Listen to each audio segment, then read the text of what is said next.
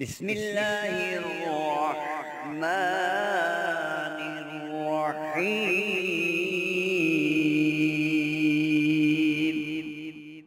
نحمده ونصلي على رسوله الكريم اما بعد فاعوذ بالله من الشيطان الرجيم بسم الله الرحمن الرحيم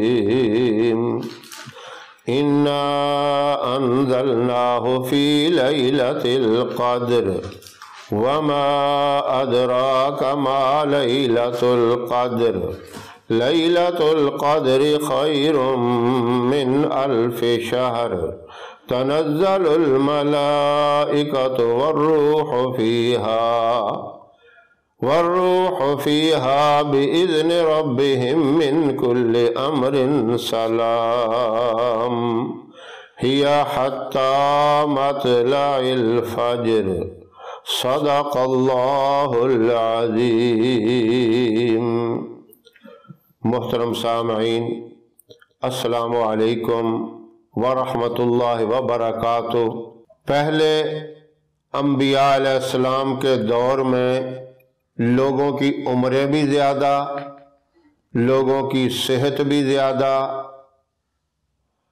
اور صحابہ کرام اکثر یہ واقعات سنتے تھے اور ان کی سوچ اور ان کی فکر بڑی دور تک ہوتی تھی۔ سنتے تو ہم بھی سارا کچھ ہیں، لیکن ہماری وہ سوچ جو صحابہ کرام کی تھی وہ نہیں ہے۔ اب صحابہ کرام کی اتنی گہری سوچ کیوں کہ صحابہ کی تعریف اللہ نے تورات میں بھی کی، زبور میں بھی کی، انجیل میں بھی کی، اور قرآن پاک کے اندر بھی ان کی تعریف موجود ہے۔ اللہ نے کہا رضی اللہ عنہم ورضوا، میں ان سے راضی وہ مجھ سے راضی۔ کتنی بڑی بات ہے، اللہ نے رضا کا فیصلہ کر دیا۔ اور ان کے دور کے جتنے بھی دور گزرے ہیں، یعنی صدیق اکبر رضی اللہ تعالیٰ عنہ کا، حضرت عمر فاروق رضی اللہ تعالیٰ عنہ کا دور، عثمان غنی رضی اللہ تعالیٰ عنہ کا، اور حضرت علی رضی اللہ تعالیٰ عنہ کا دور، یہ بہت ہی مبارک دور ہے۔ قرآن نے ویسے تعریف نہیں کر دی۔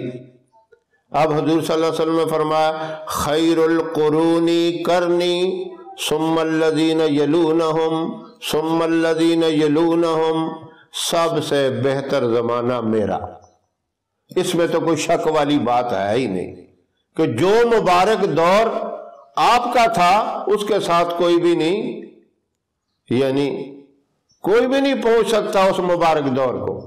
تو یہ سورت جو میں نے مبارک پڑھی ہے، اس کے اندر سب سے بہترین اس مقام کو سمجھنے والے اور اس رات کی عظمت کو سمجھنے والے جو لیلۃ القدر کی رات ہے وہ صحابہ کرام ہیں۔ اور جب یہ بتایا گیا کہ پہلے لوگوں کی عمریں لمبی، تو دل میں یہ خیال آیا ہماری تو اتنی عمریں ہی نہیں ہیں۔ صحابہ کرام تو بہت ہی پریشان ہوئے۔ جب ان کی پریشانی کو اللہ نے دیکھا، فرمایا انا انزلناہ فی لیلۃ القدر، آپ کو لیلۃ القدر کی رات عطا فرمائی۔ اب کیا ہے؟ لیلۃ القدر خیر من 1000 شہر، یہ ایک رات 1000 مہینوں سے بھی زیادہ افضل ہے۔ شہر مہینے کو کہتے ہیں۔ 1000 مہینوں کی عبادت سے ایک رات کی عبادت افضل ہے۔ اندازہ لگا لیں، کہاں 1000 مہینے اور کہاں ایک رات کی عبادت۔ یہ نہیں کہا کہ برابر ہے، بلکہ 1000 مہینوں کی عبادت سے افضل کہا۔ کیا ہوتا ہے اس رات میں؟ تنزل الملائکۃ والروح، فرشتے اور روح سے مراد سارے فرشتوں کے سردار روح الامین جبرائیل امین، یہ نازل ہوتے ہیں۔ آسمانوں کے فرشتے، زمین کے فرشتے، مشرق کے فرشتے، مغرب کے فرشتے، شمال اور جنوب کے فرشتے، سارے زمین پہ اکٹھے ہو جاتے ہیں۔ اور جو لوگ عبادت کرتے ہیں، دعائیں مانگتے ہیں، ان کی دعاؤں پہ آمین کہتے ہیں۔ یعنی دعا تو اللہ قبول کرتا ہے، جب آمین فرشتے بھی کہتے ہیں اس دعا پہ سمجھے کہ مہر لگ جاتی ہے، اب اس کی دعا میں، اس کی قبولیت میں کوئی شک نہیں رہ جاتا۔ تو فرشتے بھی مصافحہ کرتے ہیں، دعاؤں پہ آمین کہتے ہیں۔ اس رات کی عبادت یہ سمجھا دیا، یہ فکر نہیں کرو، یہ پریشان نہیں ہو کہ ان کی اتنی لمبی عمریں تھیں، اتنی عبادت کرتے تھے، آپ کی ایک رات کی عبادت ان سے زیادہ افضل ہے۔ یہ اللہ نے اپنے محبوب کی امت پہ بہت بڑا انعام فرمایا۔ آپ کی تو اتنا بڑا انعام، اتنی بڑی اللہ کی طرف سے رحمت اس مہینے میں جو نصیب ہوتی ہے، تو اگر اس رات کو بھی ہم عام راتوں کی طرح غفلت میں، لاپرواہی میں سو کر گزار دیں تو کتنی بڑی بدقسمتی ہے۔ تب بھی پڑھ سکتے ہیں، اگر آپ کو کوئی بندہ کہہ دے تب بھی آسانی آج رات یہ پہرا دے، چوکی داری کرے، ایک رات کا آپ کو 10,000 روپیہ ملے گا، میں کہتا ہوں آپ میں سے کوئی ایسا نہیں ہوگا جو اس کام کے لیے تیار نہ ہو۔ ہر بندہ دوڑے گا کہ بھئی ایک رات میں 10,000، ایک رات جاگنے میں کیا حرج ہے، ہم تو جاگیں گے۔ ہر بندہ آگے دوڑے گا، اور اللہ کتنا بڑا انعام دے رہے ہیں، 1000 مہینوں کی عبادت سے زیادہ ثواب، زیادہ اس کا اجر، زیادہ اس کا صلہ، تو پھر بھی ہم یہ غفلت میں رات گزار دیں تو یہ بدقسمتی ہے۔ یہ اللہ کی بارگاہ میں اس رات کے اندر ہم نے ایک درخواست دینی ہے، اور درخواست دینے سے پہلے یہ سوچ لینا ہے کہ ہم جو اپلیکیشن لکھ رہے ہیں، جو درخواست دے رہے ہیں، جسے یہ درخواست دی جا رہی ہے، جو سب سے بڑی ذات ہے، ہم نے کوئی جرم تو نہیں کیا ہوا، ہم نے کوئی غلطی تو نہیں کی ہوئی۔ اگر آپ نے جرم بھی کیے ہیں، مجرم آدمی ہیں، درخواست اللہ کو دے رہے ہیں گناہوں کی معافی کی، بخشش کی، کیا اللہ کی طرف سے ڈانٹ تو نہیں آ رہی؟ تو مجرم ہے، تو نے تو نمازوں میں بڑی کوتاہی کی، تو نے تو والدین کی نافرمانی کی، تو نے تو حضور اکرم صلی اللہ علیہ وسلم پہ دل جان سے جان نثار کر کے درود پاک نہیں پڑھا، آج تو مجھے درخواست دے رہا ہے۔ اگر یہ جرم ہے تو پہلے اس اپلیکیشن میں یہ لکھے، یا اللہ جو میں قصور کر بیٹھا ہوں، جو گناہ کر بیٹھا ہوں، جو غلطیاں کر بیٹھا ہوں، وہ تو معاف فرما دے۔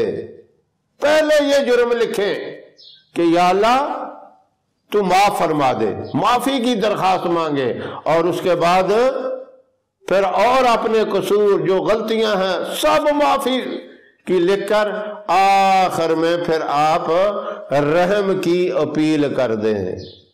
جب دنیا میں کسی کو سزا مل جاتی ہے نا کہ اس کو پھانسی پہ لٹکا دیا جائے، قتل کر دیا جائے، تو آخری وہ رحم کی اپیل کرتا ہے۔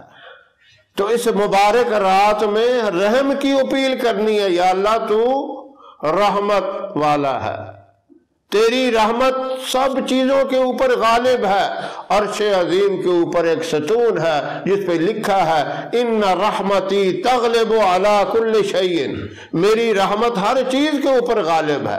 پھر رحم کی اپیل کر دے۔ جب یہ رحم کی اپیل کریں گے، گڑ گڑا کے رو کے معافی مانگیں گے، سارے گناہوں کو اللہ آپ کے سارے گناہوں کو دھو ڈالیں گے، ختم کر دیں گے، ایسا کر دیں گے جس طرح ماں کی پیٹ سے بچہ پیدا ہوتا ہے، گناہوں سے پاک صاف ہوتا ہے۔ اور اس کے بعد پھر آپ نے اگلا جو وقت ہے وہ گناہوں سے بچ کر پاک صاف ہو کے گزارنا ہے۔ اور یہ دعاؤں کی مقبولیت کی رات ہے۔ جو بھی آپ اس رات میں دعا مانگیں گے، اللہ کے मुबारक फरिश्ते, नूरानी फरिश्ते दुआ के ऊपर आमीन कहेंगे और अल्लाह अपनी रहमत से उस दुआ को भी कबूल करेगा। तो आप इस रात में अपने लिए, औलाद के लिए, कारोबार के लिए, आप सल्लल्लाहु अलैहि वसल्लम की पूरी उम्मत के लिए और अपनी औलाद की हदायत के लिए दुआएं मांग सकते हैं। अल्लाह मुझे भी, आप तमाम सामीन को तौफीक अता फरमाए इस रात को सही मानों में अल्लाह के हुक्म और महबूब सल्लल्लाहु अलैहि वसल्लम के तरीके के मुताबिक गुजारने की।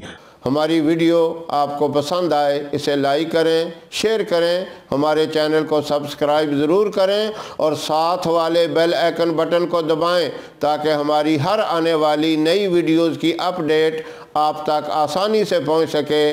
अल्लाह आपका हामी और नासर रहे। इंशाअल्लाह फिर किसी नए वजीफ़े के साथ आपकी खिदमत में हाज़िर होंगे। तब तक के लिए इजाज़त दें। अस्सलामु अलैकुम व रहमतुल्लाहि व बरकातुहू।